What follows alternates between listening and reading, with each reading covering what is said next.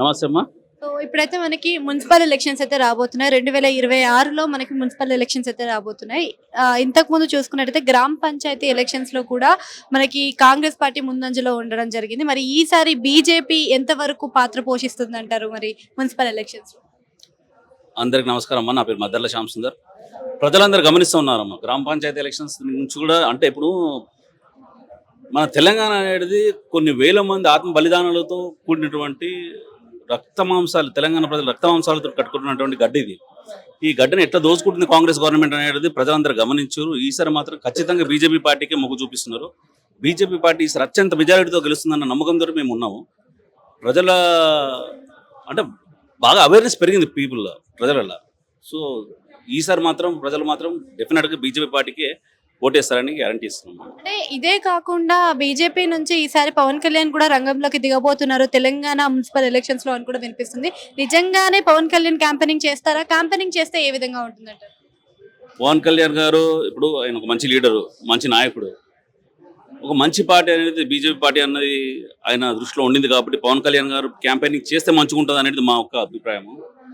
So Pawan Kalyan గారు పార్టీకి campaigning చేస్తే పార్టీకి బెనిఫిట్ ఉంటుందమ్మా. అంటే ఇంతకు ముందు మనం గతంలో చూసినట్టయితే బీఆర్ఎస్ పార్టీ పరిపాలన మనం చూసే ఉన్నాము, అండ్ తర్వాత కాంగ్రెస్ పరిపాలన కూడా చూసే ఉన్నాము. మరి ప్రజల్లో ఇంకెందుకు మార్పు జరగట్లేదు, మార్పు రావట్లేదు అని అంటారు? మరి ప్రజల అమాయకులమ్మ. 6 గ్యారంటీలని మోసపూరితమైనటువంటి ప్రజలు అమాయకులు. ప్రజలకు అంత నాలెడ్జ్ లేదు.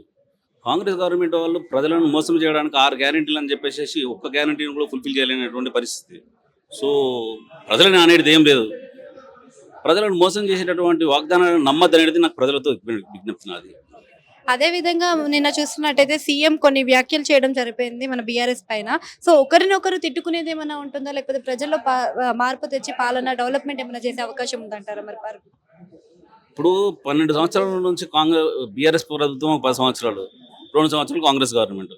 వాళ్ళని ఒకరు తిట్టుకోవడానికి చాలా అంశాలు ఉన్నాయి. వాళ్ళకి తిట్టుకోవడానికి తప్ప వేరే దానికి ప్రయత్నం శక్తి కూడా లేదు వాళ్ళకు. డెవలప్మెంట్ అనేది కాంగ్రెస్ గవర్నమెంట్ ఎప్పుడు కూడా చేసింది లేదు. డెవలప్మెంట్ స్కీమ్స్ కానివ్వండి, స్కిల్ సెంటర్స్ కానివ్వండి. మా బీజేపీ పార్టీ నుంచి ఎన్నో స్కీమ్స్ ఉన్నాయి, స్కిల్ సెంటర్స్ ఉన్నాయి, ఎన్నో ఆరోగ్యశ్రీలు అన్నటువంటి. ఇప్పుడు నువ్వు 2 రూపాయల కిలో బియ్యం దగ్గర నుంచి మేము బీజేపీ పార్టీ వాళ్ళు మేము సప్లై చేస్తామంటే వాళ్ళు పోస్టులు వేసుకుని మేము చేస్తున్నాం అన్నట్టు చూపించుకోవడం తప్ప డెవలప్మెంట్కి సంబంధించింది కాంగ్రెస్ గవర్నమెంట్లో ఎటువంటి పరిస్థితులు లేదమ్మా. అంటే ఈసారి మనకి ముఖ్యంగా మెయిన్ లో ఉన్నది మున్సిపల్ ఎలక్షన్స్, అలానే జిహెచ్ఎంసీ ఎలక్షన్స్ కూడా రాబోతున్నాయి.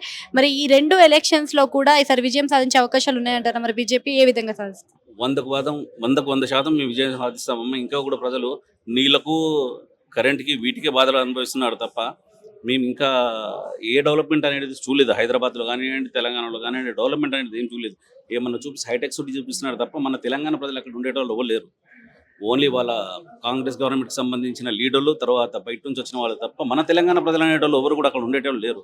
సో డెవలప్మెంట్ అనేది ఇంకా తెలంగాణలో ఏం జరగలేదు. డెఫినెట్గా మనం ఈసారి మున్సిపాలిటీ ఎలక్షన్స్ కానివ్వండి, కార్పొరేషన్ ఎలక్షన్స్ కానివ్వండి, మన ప్రజలు మాకు మంచి ఆదరణ ఇస్తున్నారు అనేది మా అభిప్రాయం.